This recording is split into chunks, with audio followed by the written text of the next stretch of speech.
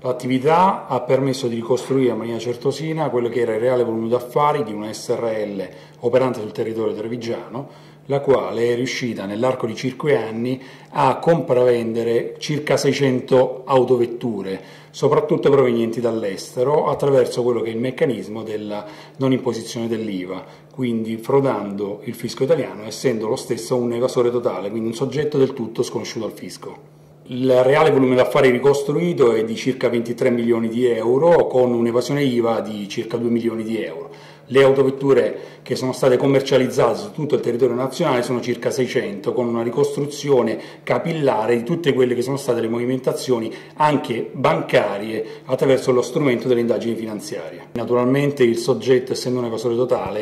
si era guardato bene da conservare quella che era la documentazione fiscale obbligatoria, omettendo sia di presentare le dichiarazioni obbligatorie sia di conservare la documentazione obbligatoria.